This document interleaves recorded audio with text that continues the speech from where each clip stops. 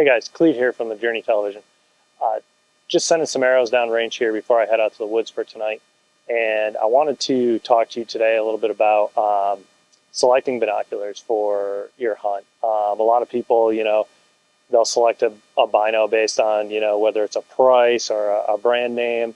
But one of the big things that's overlooked quite a bit is, selecting the right magnification and the right size binocular for the type of hunt that you're doing. Most people are whitetail hunters. They're hunting across the country, whether they're in dense forest or in the Midwest, and they're looking across big open ag fields. And the type of binocular that you select for those situations, may be a little bit different. Hunting here in Western New York, when it comes to deer season, I'm grabbing an 8x42. So I'm fortunate enough to have a couple pair of binos. I've got an 8x42, I've got a 10x42, and I've also got a pair of 12x50s.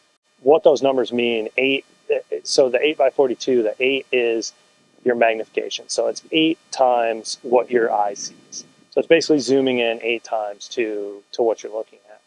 And the 42 is the objective, basically the size of the lenses at the end of the barrels of your binos. So the wider or larger that number is, the greater field of view you're going to have. Now, if you back that up into an 8 magnification, so the 8x42s, like I said, that I'm wearing and taking on most of my whitetail hunts with me, what that's going to do is that's going to give you a nice, clear, wide image.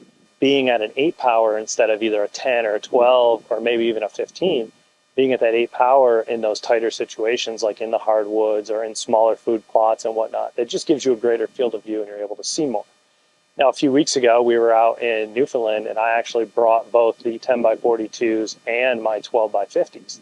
So those 12x50s were great. They were able to get out. We were looking at moose that were 1,000, 2,000 yards away.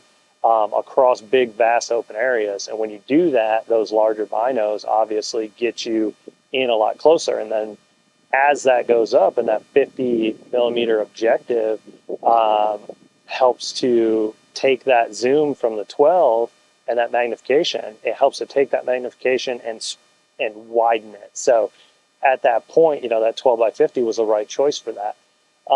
Most hunters, across the U.S. are going to get by with an 8x42 or a 10x42. That's really just going to be the good selection for them. Now, if you're heading out west, let's say on a big elk hunt or a mule deer hunt, you really need to zoom in and you're trying to kind of grab an optic that's going to take the place of both a bino and a spotting scope. Another good option might be a 15x56, which is a pretty standard option, across major manufacturers.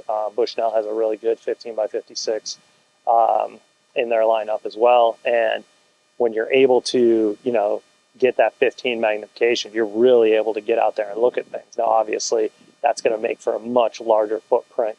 It's not even going to fit in this bino harness that I'm wearing right now. It's going to be much larger than this. So you've got that added weight there as well. For more information, to check out all the different options that Bushnell has to offer, make sure you check out bushnell.com.